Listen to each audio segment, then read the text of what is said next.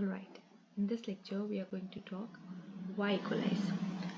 Imagine a race where the starting point is same for everyone, but the finish line is different. Now, what's that? कहने को तो हमने equality कर दी कि ठीक है सबको इक्वल चांस दो एक लाइन पे खड़ा रखो किसी को आगे नहीं किसी को पीछे नहीं the starting point should be same. Okay, we kept the starting point same but we changed the ending points. Now, is that equal? There comes the concept of fairness, which is when we talk of equality, why we need to equalize and what exactly are we equalizing. This is what we are going to talk today in this lecture. So if you go through this book, because we took this book as a reference, so equality we did introduction, evolution of the concept, we studied different philosophers, Tocqueville, Rousseau, Hobbes. If you haven't seen those lectures, go to the playlist and watch those lectures. It'll be more fun. Then why equalize, and then we'll discuss equality of what, and then we'll conclude this chapter hopefully today. And then we'll move to justice, which is the most demanded chapter so far. Why equalize? See, equality and fairness, ये दोनों का साथ में चलना जरूरी है. Because for you, like I might say that okay, in my class, because before the principle of equality, our constitution guarantees equality, why not the teacher gives equal marks to everyone? Everyone must get 10 on 10. But that's not fair. Someone might have worked harder, someone might not have worked as harder, right? Someone is more capable, someone might not have worked on their ability so far, etc. etc. So equality and fairness must walk hand in hand. Treating everyone equally can make things fair, but this doesn't mean treating everyone exactly the same. For example, it would not make sense to give everyone the same grades if they were put in different levels of efforts or done differently on a test. Equality means being fair based on what people need or deserve. These are the main words, need or deserve. Not making everyone identical. Equality doesn't mean that you have to make everyone identical, everyone same, everyone on the same parallel. No. It means you must give them what they deserve. You must give them what they need. Alright. That is what equality and fairness means. Alright. Next is uniformity and equality. Uniformity is treating everyone exactly the same, like giving every family the same sized house no matter how big or small their family is. This doesn't always work. Now, this is wrong. For someone who's just living alone, if you give them a mansion with 4 rooms, it might be even a headache for them to maintain that. While someone with a member of 10, if you just give them 1 room, it'll be again little problematic for them. So uniformity means treating everyone exactly the same. Alright, lekin this doesn't always work. Like equality, look at individual needs and situations to make things fairer. When we want uniformity and equality, when we want these two things to work together, we need to see the needs, what individual needs are, and then we have to make those situations which can make the things more fair. Next, 4 reasons why equality matters. Now, why are we talking so much about equality and why are we digging so deeper into it with every topic as we are moving ahead in the chapter? These are the 4 main reasons. Or if someone asks you, why do you want equality? Why is equality important? Why does it matter? These are the 4 points that you just need to keep in your mind. Fairness, self-respect, mutual respect, fraternity. See, fairness. It's unfair to treat people differently if there is no good reason, like giving low grades to someone who performed just well as another. Fairness means there should be a fair treatment around everyone. It's not a good idea, and it will be completely unfair if you treat someone differently and you give them less marks just based on any discrimination, like that could be any criteria, race, color, caste, any criteria, or by any means, maybe the teacher doesn't like the student, anything. So that will be unfair. So fairness is important. That's why, because we need fairness in a society, we ask for equality. Second is self-respect. If there is too much equality, people feel bad. Okay, self-respect. If there is too much inequality, people feel bad about themselves. For example, no one should feel less than someone else just because they are poorer. Self-respect. See, if there will be no equality in the society, people will definitely feel bad about themselves because at every aspect they'll be made to feel low based on their economic status, their social status. There could be any caste, community. Okay, that is the wrong thing. Self-respect. No matter what job a person does, there is no categorization which could say this is a small work, this is a big work. No, everyone is equal and everyone must be respected. So, in order to keep everyone's self-respect intact, we need equality. Alright, next is mutual respect. We need to treat everyone with equal respect because everyone has value and their ability to make decisions of their life. Mutual respect will only exist between people if we give equality. If people are not equal, why would people respect each other? What is the need? Right? So, mutual respect, because we need mutual respect in a society, we want to be respected and we should respect to others. To keep that scenario in the society, we need equality. Fourth, fraternity, friendship, brotherhood. When people are treated equally, it helps them to get along better, break barriers like caste or religion, and work together to fight injustice. Just example, if in your institution, college or school, if the college itself divides students based on color, class, and or any other discrimination, or even if the college says that those who are the domicile of Delhi will be given privileges because you are from the same city, and those who have come from other cities will be given secondary priority. That's a discrimination. How will you get along then? That's a difference. That's the problem, right? So unless and until there will be no equality, people will not develop friendships, people will not develop the feeling of fraternity, brotherhood amongst themselves, because they know that when we are not even equal, how can we sit together? You already know such problems do exist in the society, and they're really hard to witness even. Like you really don't like them when you see them, irrespective of who you are, right? So when people are treated equally, it helps them get along better. It breaks barrier like caste or religion and work together to fight injustice. These are the four reasons why we need equality, why equality is important, and why does it matters to everyone. Why this constitution has talked a lot and emphasized on equality.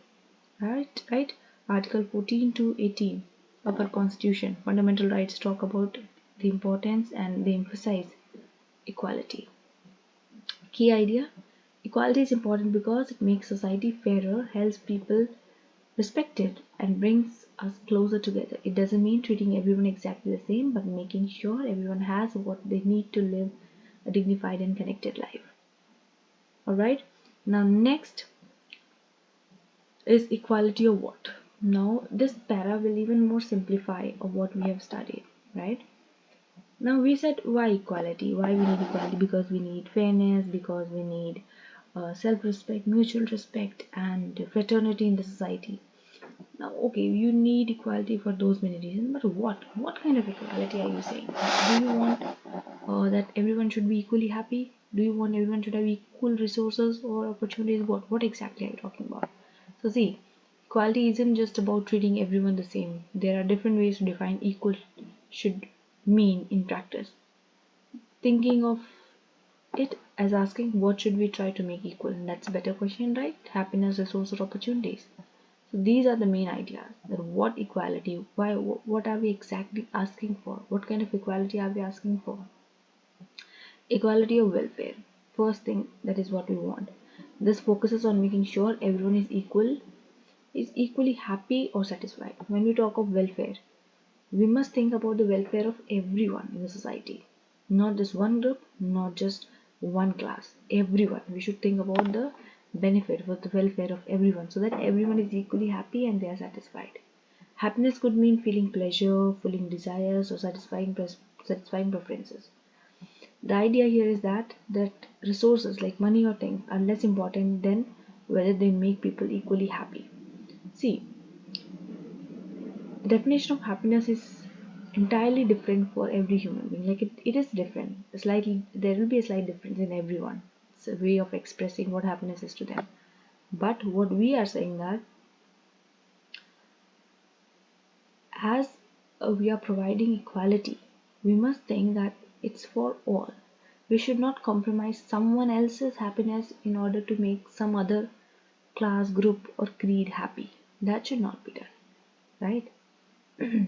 Example, if someone's happiness depends on having an expensive car, society would mean expensive car. Society would have to help them get it, but is that fair? What about someone who is just as happy with a bicycle? This is the main question when we talk of equality, welfare, and the distribution of resources. If resources are coming, see, like someone might say they want an expensive car. For them, that is happiness. So, is it our society's responsibility? Is this our constitution's responsibility that they must get them car?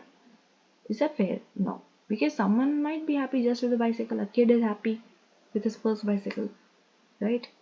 And his father or someone elder might be looking up to a car because they have that desire, they have that need. The definition of happiness is varying in them. So, how should we make both of them happy? Just by making and just by ensuring that if both of them wants to buy, they are not discriminated on that shop on any basis, and they are not asked for any price higher just because of any criteria, because they belong to different group, class, or anything. No, same price for all, same shop for all. Anyone can go, anyone can buy. All you need to have the ability and the resource to buy it. That's it. The problem, this way of thinking is unfair because it supports expensive or harmful preferences like gambling or luxury and ignores important values like fairness and respect for others. That's why many people don't support this idea. Alright, so when we talk of equality of welfare, what you should know that we should make sure that everyone is equally happy and satisfied, and no sort of discrimination is done, and no sort of compromise is done in fulfilling one's need. Alright. Second is equality of resources. This focuses on dividing resources equally so that people can decide how to use them based on their goals. Ronald Dawkins explains this idea with a story. Imagine everyone is shipwrecked on an island with lots of resources. To divide the resources fairly, each person gets the same amount of imaginary money to bid for what they need. If someone wants to land for farming, they can spend their money on land. If someone prefers cattle, they can bid for cows.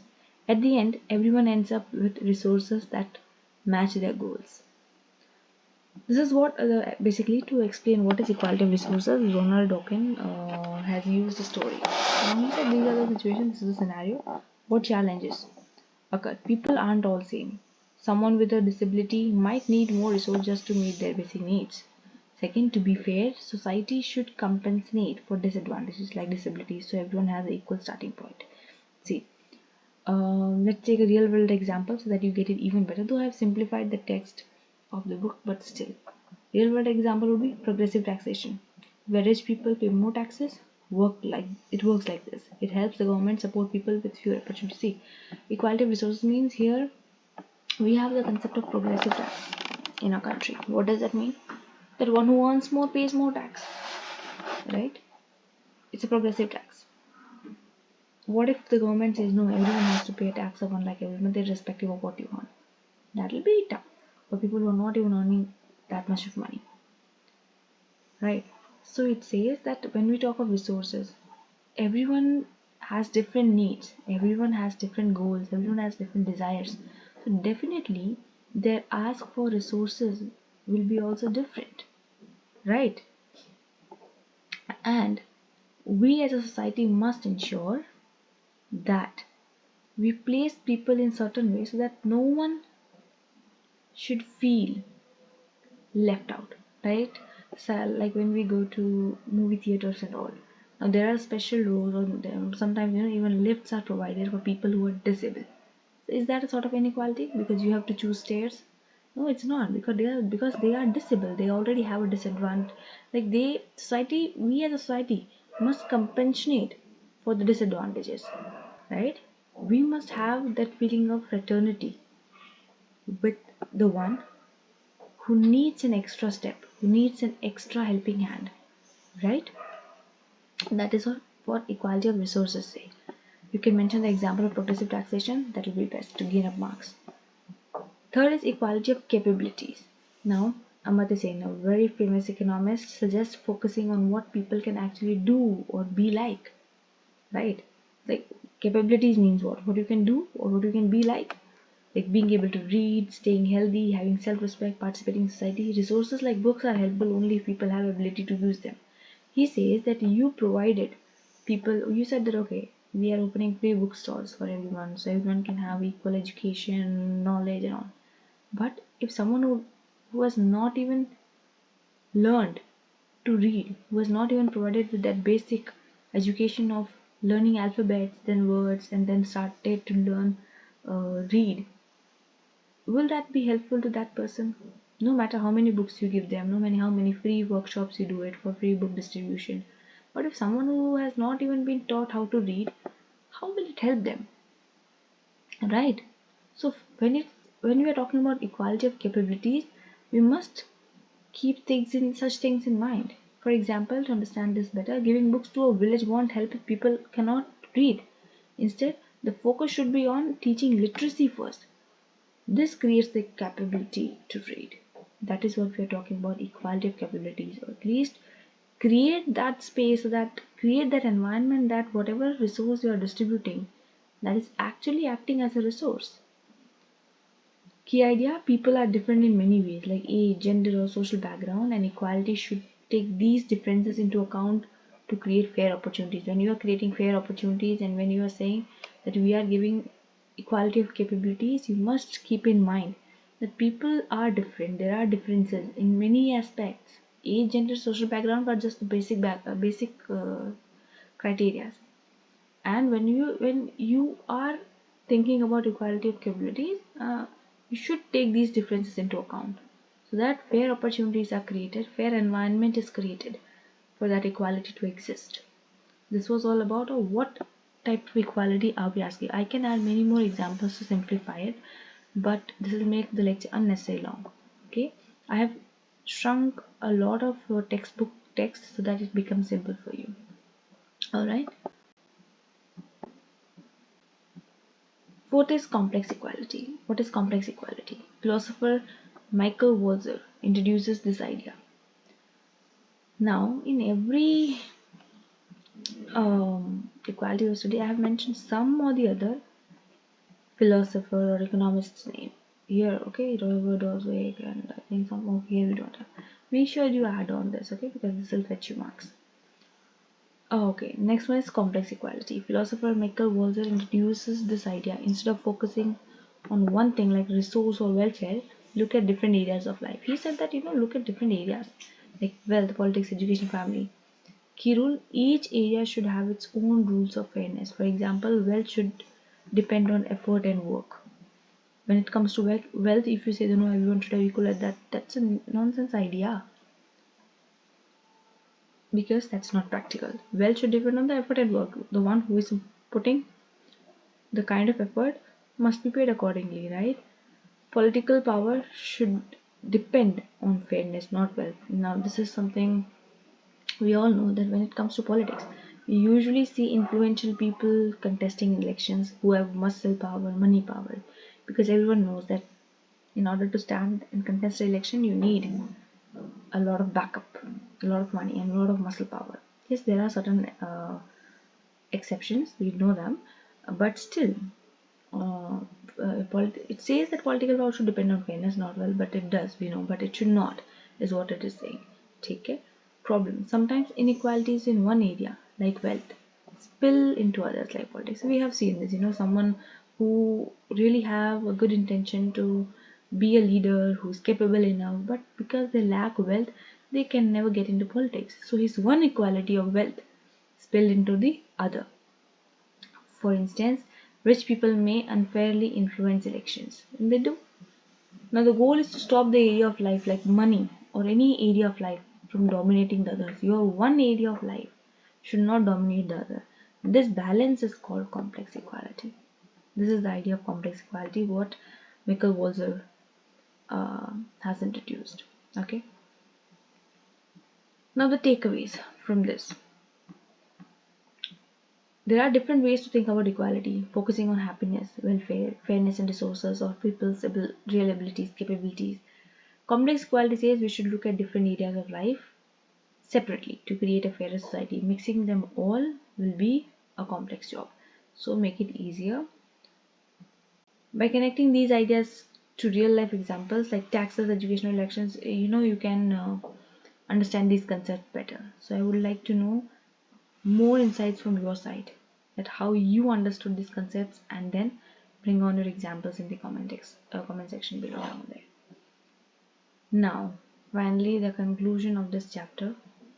In conclusion, the politics of equality. See, now here it's going to talk just a basic thing, welfare state decline, globalization's impact, shifting of legislation focus. Now we'll basically study the politics of equality, how this um, came out. See, the conclusion emphasizes on evolving dynamics in the politics of equality, particularly over the last century. Now, these are some takeaways from the conclusion. First is welfare state decline. In 20th century saw the welfare state decline. In 20th century, the welfare state as a hallmark of egalitarian politics. However, its prominence has won since the 1980s due to several challenges. First is uh, rise of right-wing politics, and second is tax war. See, as welfare state declined in the 20th century, slowly the rise of politics of equality could be seen. All right. So, rise of right-wing politics. Figures like Ronald Reagan and Margaret Thatcher critiqued welfare policies as undermining individual responsibility, creativity, and efficiency. They said that these welfare policies are very narrow. They are undermining the individual's responsibility, creativity, and efficiency. Then tax rewards. Citizens resisting high taxes have fueled support for right-wing parties, and they promising tax cuts and reduced government spendings. So when the welfare state declined, that was a turning point. Next was globalization's impact. The politics of globalization has weakened redistributive policies and further eroded the appeal of welfare states. Global economic integration has prioritized competitiveness over redistribution. Third is shifting in egalitarian focus. The central question of equality has moved from equality of what, focusing on welfare, resource, or capabilities, to equality of whom. This shift reflects growing recognition of the equality faced by marginalized groups such as women, minorities, Dalits, and linguistic communities, and it increased the emphasis on identity-based equality, moving beyond material disparities to address social, cultural, and institutional forms of inequality. Like earlier, it was just about equality of what and all, but then the question arises: equality of whom? Whose equality are we talking about? Then the shift came to identity based equality, that okay, women, children, and all of these, they should also be taken care of, and more you should address the social cultural institutions. There the inequality really exists, so that should be dealt. Then group sensitive equality. Egalitarian discourse is now more attentive to disparities between groups rather than just individuals, acknowledges that non-material factors like identity and systematic discrimination often perpetuate inequality. Earlier, people were just about talking about individual inequality, like people who were discriminated only on an individual basis. But later, in the egalitarian focus, in the egalitarian light, they discovered that no, even groups are facing such issues. So we should make a broader view. We should study in a broader view what inequality and how inequality is existing. Right? So group sensitive equality was the point which took up the light. Now, in the conclusion, we need for modern egalitarian paradigms that addresses both material and identity-based inequalities in increasingly diverse and globalized societies. See, basically, in the conclusion, all it says is, firstly, individual inequality is way old. Things have become even more complex. People do discriminate, or there are unequal lines on based of group identities, right? How like class, culture, group, or creed, and now there are inequalities increasingly diverse. Okay, and now the societies are global. Just imagine people who go to other countries to study are often discriminated. So that's a globalized inequality, etc., etc. So this was all about equality that we studied. I hope I made it simpler as much as I could. I could not add much contemporary examples, which I generally do, because the lecture would have been really, really long, and I didn't want that. So I kept it simple. Now, next, we are going to come to justice, which is already and highly in demand. So we'll get to justice in the next lecture. Do let me know your feedbacks, and see you in the next one. Do like, share, and subscribe. Oh, I always forget to say this, but okay, I made it. And also, if you felt my voice is low, because I just woke up, because this is the only time where I feel I can shoot it properly without any background noise, so I did so. Alright, that's it. See you in the next lecture.